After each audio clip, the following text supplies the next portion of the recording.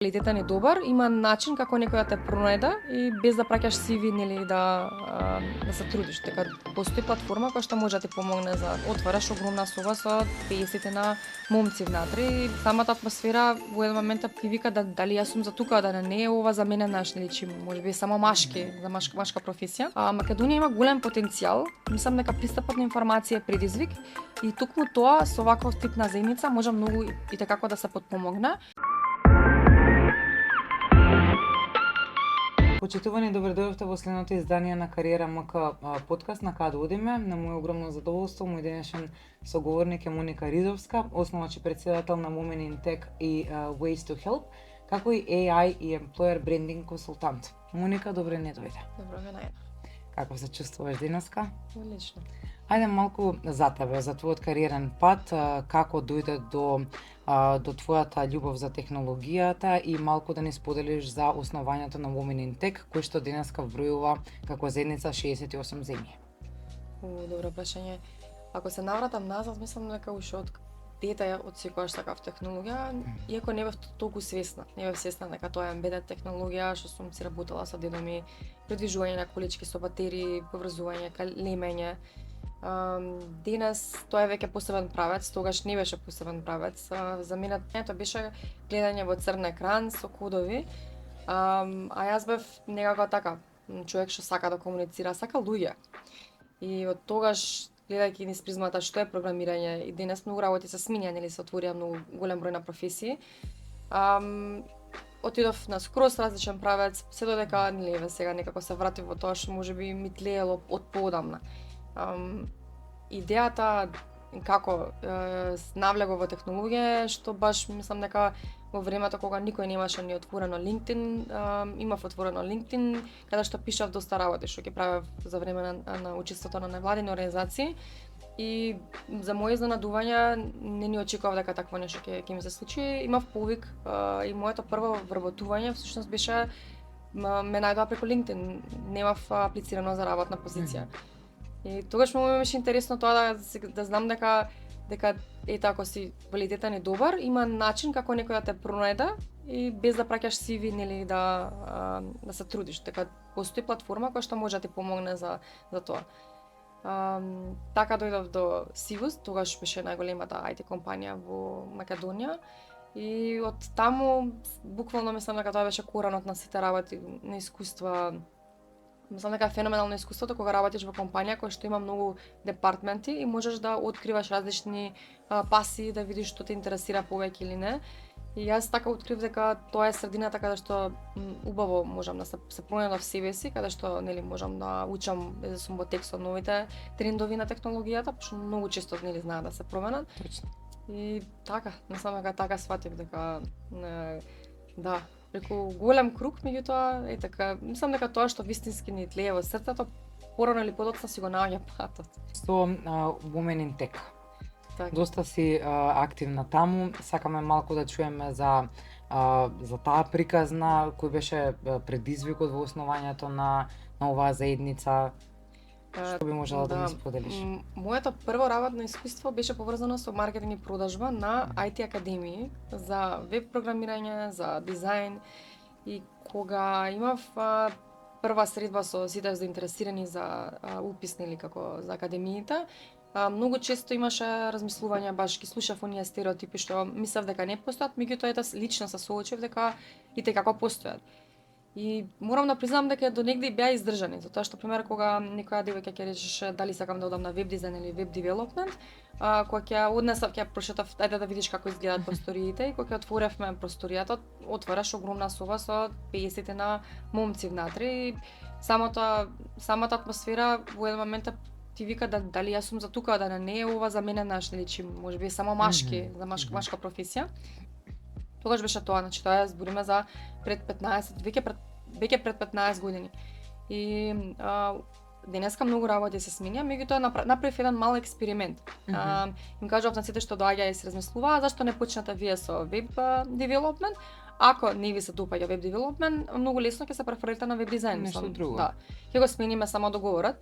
И да бидам искрена, после тој експеримент никој не се откажа. Едноставно и одлично беа прифатени девојките. И нормално и момците сакаа разноликост. Мислам, кој не сака реално разноликост, нели? И она што го сватија дека не е тоа само машка професија, меѓутоа така се погодиле, нели, работите да во тој момент повеќе момци се одредат за таа кариера. Денеска се сменија доста работите, не сме далеко сме од тогаш. Меѓутоа тоа беше капислата каде мене ме замисли зашто да не направиме и отвориме едно здружение кое што ќе биде за поддршка на жени што се пред прагот на избор на својата кариера и или сакаат да променат својата кариера. Зашто има случаи каде што голем број на студенти од медицина сакале да се пренаменат да одат да работат во IT индустријата. Така што беше еден момент каде што мислам дека беше убаво да секој може да ни се обрати, да види што може да учи, значи лично.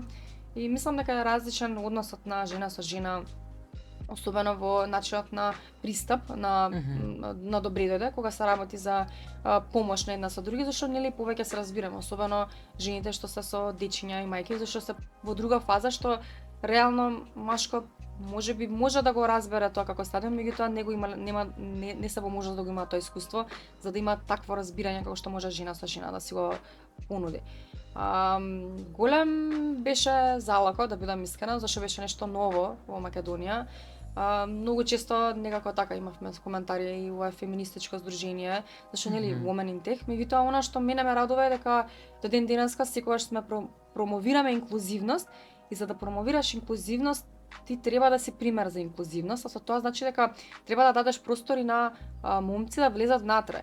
И ние од секогаш уште од првото отворање и на Girls in Tech, што претходно бевме под тој назив. Girls in Tech? Да, се смееме дека нели со текот на нашиот раст ќе стигнеме и до Grandma in Tech, нели? Дека така почнавме, меѓутоа но што се радуваме дека стварно имаше многу подеднаков број на машки. И стварно сме отворени дури и кој имало награда, што била наменета нели за жени во технологија, ние секогаш сме инсистирале ако се падне кај машко да си остане така. Здружението всушност е поттик за сите што сакаат да се охрабрат да научат повеќе за технологија и е со фокус на жени и девојки, меѓутоа нормално дека за да постигнеме инклузивност ние треба да сме пример за тоа. Како придобивки, например, кај членовите кои што се дел од оваа заедница, кои би ги издвоила? Она што според мене е најбитно е прво нема никаков трошок за да бидеш член на Women in Tech Македонија, доволно е само да имаш интерес за технологија и не мора да сакаш да влезеш во IT индустријата, доволно е да имаш љубов и нешто да те закопка од полето на технологијата. Она што многу ми се допаѓа е што секој месец имаме барем по 2 предавања онлайн, кај што може било кој без разлика на пол и од било која националност или од земја, може да се приклучи да слушна за новитетите во IT индустријата. Мислам дека тоа е еден многу убав благодат што не секојдневно нели се случува, а можеш ако сакаш да си одвоиш еден саат од своето време да видиш што се случува во таа сфера и да видиш што може да употребиш во твоето секојдневие или како да се зголемиш твојата продуктивност. Тоа е едно од интересните работи, а понатаму нудиме менторски менторирање на девојки. Пример, ако некоја девојка сака да работи во quality assurance или тестирање, може слободно да дојде, само ова е класичен пример што го земав, меѓутоа може да дојде и да рече оке сакам да влезам во таа индустрија, ние ја спојуваме со тие девојки што се од таа заедница и понатаму интерно во микрозаедниците, ние така ги викаме, подзаедница, затоа што во технологијата има многу подсфери, каде што не знам, некои девојки работат конкретно за backend development, некои за frontend development, ние ги делиме тие во различни подзаедници, каде што самите девојки меѓусебно може да се кажат дополнителни новитети што се случуваат за конкретната нивна технологија. Меѓутоа она што мене ме радува е што гледаме и какви трендови се случуваат. И самите тие ни кажуваат во бекенд ова е новата технологија што е сега доста ин и треба да внесеме ваква тема. Значи добиваме различни информации од сите микрозаедници со цел максимално што може да помогнеме и на самите компании, меѓутоа и на вработените за да се како да речем опремат со новите информации што треба со кои што треба да се во тек. Голем предизвик е во оваа тех индустрија да си постојано во тек и ова е еден од начините како директно на лице место можеш или да потпрашаш некој голем дел девојки гледам дека имаат голема поддршка кога променуваат свое работно место, меѓу себе знаат да се споделат во оваа компанија нуди одлични услови за таква и таква една надоодбразба и се помагаат меѓу себе и со самиот нетворкинг, меѓутоа и со совети за припреми за интервју и слично. Сега она што сакам да го потенцираме дека Women in Tech помага и во посредување на вработување, меѓутоа исто така помагаме со препораки, меѓутоа исто така помагаме и за девојки што сакаат да започнат и како фриленс кариера и понатаму нормално зашто фриленс кариерата е на некој начин или соло претприемништво, микропретприемништво, со кој што се способува и дај Боже еден ден да станат и предприемачи. Така што помагаме и потекнуваме предприемништво, меѓутоа и влез или работа со фриленс. Денес најголем предизвик девојките што завршуваат факултет е всушност да најдат пракса во компаниите, затоа што знаеме сите дека нели сите компании претежно сакаат готов производ, да. Ова е еден момент каде што ние решивме дека со самата промоција, со доближувањето на фриленсерство, ние му овозможуваме можности, меѓутоа овозможуваме и буткампови каде што тие може да се пријават и да изучуваат одредени технологија со кои што ќе се компетитивни и на светскиот пазар, не само во нашата земја. Спомена менторски програми. Да. Дали би можела да извоиш некоја приказна која што најмногу те мотивирала, да речам, или те инспирирала?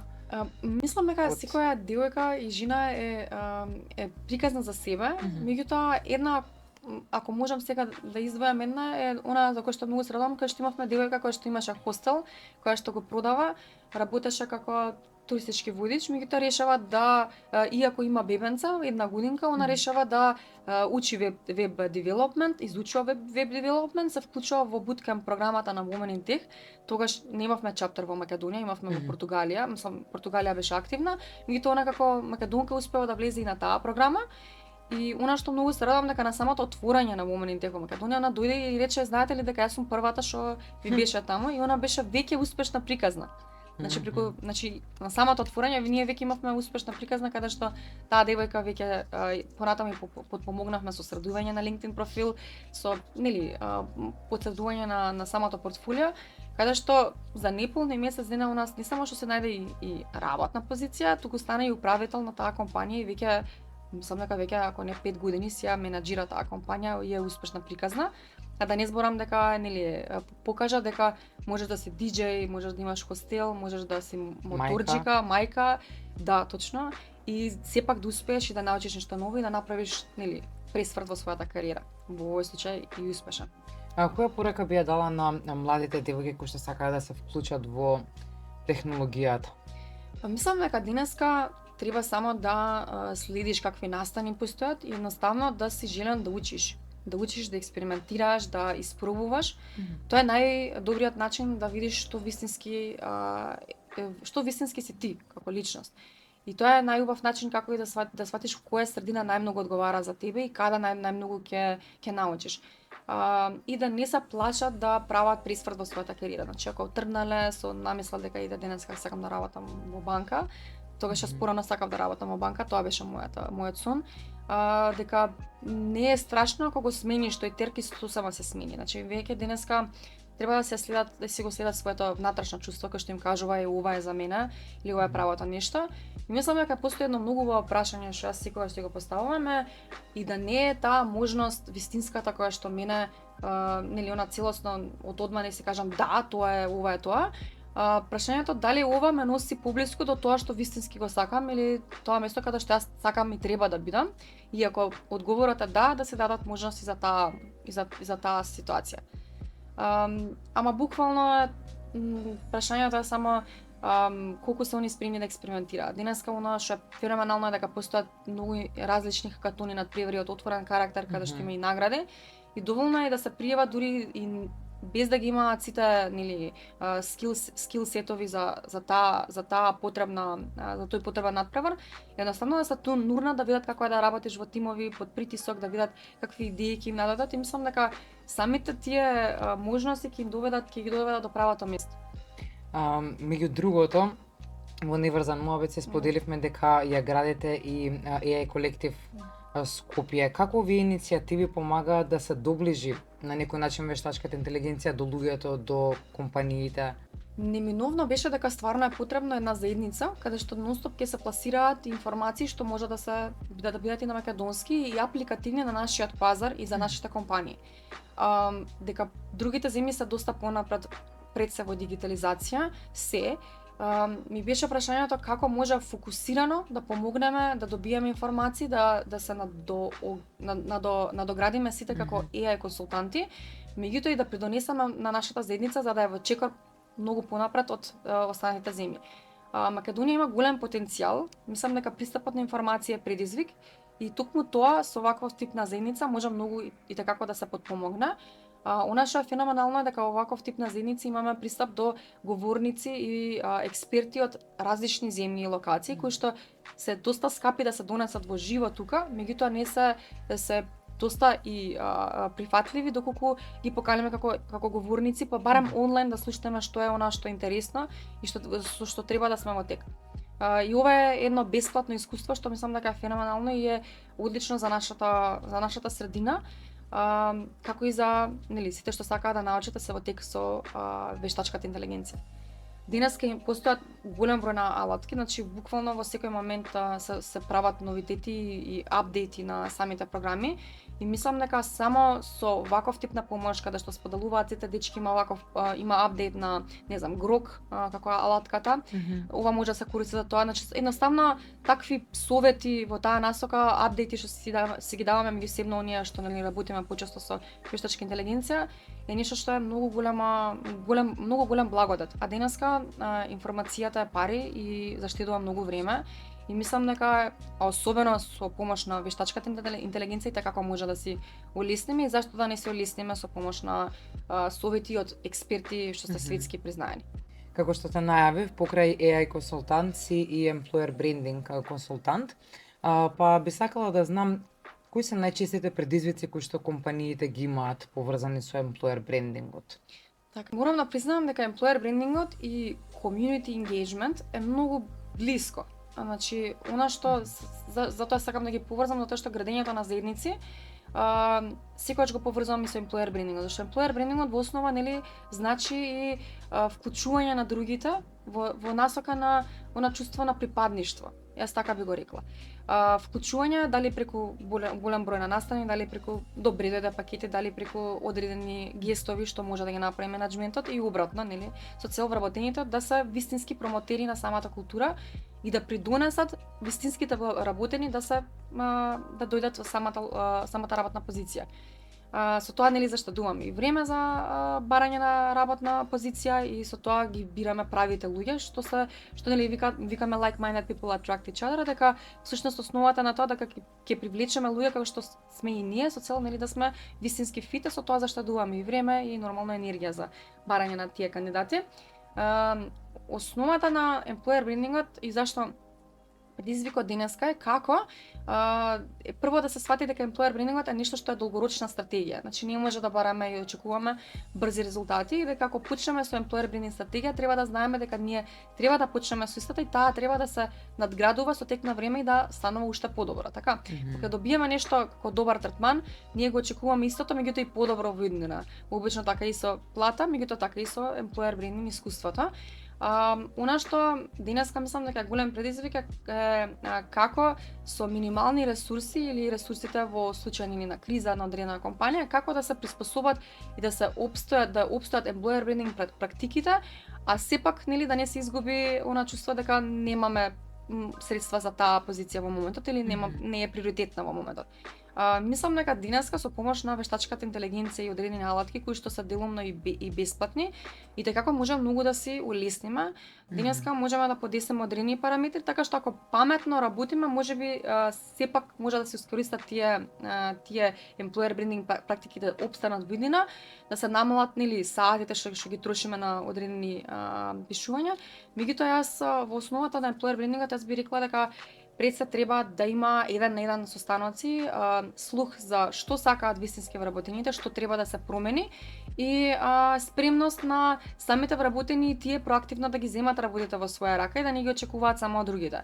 Меѓутоа тоа е основата на културата, нели, да градиме проактивност, така да ако најдеме нешто да не го критикуваме само, туку да гледаме и да најдеме луѓе што вистински нели се осеќаат како нештото да е нивно, свое, до тој степен за и они самите да го подобрат или да понудат самите решенија. Така што предизвикот денеска е како нашите вработени, како нашите колеги да станат еден дел буквално клише што викаме од семејството, до тој степен да ние самите меѓусебно си помогнеме да таа средина стане многу поубава и поквалитетна и како самите ние да придонесуваме во директно во самата стратегија на employer branding. Employer brandingот не е само стратегија од менаџментот кон вработените, туку е обострано од многу аспекти, така. И реалноста е дека вистинската промоција доаѓа кога, нели, искрено на некој ќе кажеме и стварно ми се свиѓа, стварно е добро тука и се осеќам пријатно. И тоа чувство не може туку така да се изгуми и за да стигнеме до тоа чувство, ние вистински треба да сме нели спремни да се слушаме, меѓутоа и да се најдеме со сите на исто тло, а тоа се случува со комуникација и со благовремени фидбек форми и фидбек состанок. И тоа да сумирам, алатките и така како помагаат денес во employer branding стратегиите и многу лесно може да се времето што се трошело за административни делови може и како да се искористи за градење на односи во живо. Иако сум фан на дигитализација и на технологија, мислам дека односите, не мислам туку тврдам дека односите и нетворкингот вистински се гради во живо, во односи со луѓето директно и тоа е тоа што ќе ги направи компаниите различни и нели и тоа што и луѓето ќе ги направи незаменливи во зависност од нели од AI. Значи кога се кажува AI сите се плашат од аспектот дека ќе бидат заменливи. Нема да се заменливи ако они работат на својот личен развој и на односи со луѓето и комуникација. Тоа е нешто што круцијално ќе не одвои од роботица. Се служувам. За крај, Моника, на каде одиме? Па јас се надам дека одиме до еден момент каде што ќе ги намалиме административните таскови што не сакаме да ги правиме и со тоа ќе добиеме налив на енергија со кој што кога работиме нешто што вистински сакаме, нели не осеќаме умор или замор и на вистина креативно ќе се изразиме. Јас се надевам дека овој налив на алатки што постојат денеска што улеснуваат, ќе даде налив и на придонес да ние луѓето како луѓе се вратиме кон своето јас, значи правилно дишење, кон креативност, кон изразување на личните на работите што не може да се заменат со роботи, така. А тоа е вистинското, нели, креативата што ќе излезе од нас. И тука се надам дека ќе потпомогне во насока на тоа да имаме повеќе време со блиските, зашто реалноста е дека во основата ние сме луѓе и дека тоа е битното. Луѓето што не обкружуваат да се нели меѓу нас срекни и да имаме повеќе време за она што вистински го сакаме и ни тлее. Така што многу добро прашање на каде одиме. Јас би рекла се надам во поголема солидарност, значи во поголеми зближувања помеѓу луѓето и користење на алатките во насока буквално да се намали она што не го сакаме толку, а времето да си го зголемиме на она што вистински со љубов сакаме да го правиме од срце. Кои се вашите идни планови за Ways to Help? Ways to Help и понатаму продолжува. Ние сме многу среќни што оваа година имаме над 10 милиони донации, што значи дека работата, посветена работа, транспарентност и одговорност кон нели директно донирање на самите лица навистина помага.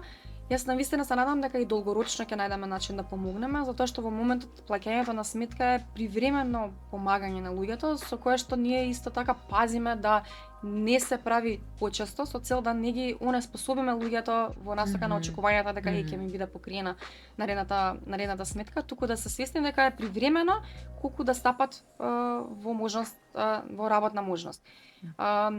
Се надевам дека ќе инвестираме, не се надевам, туку веќе почнавме да работиме на финансиска писменост на овие семејства на дечиња и возможување на едукација на овие дечиња со цел да се тргнат од самата средина.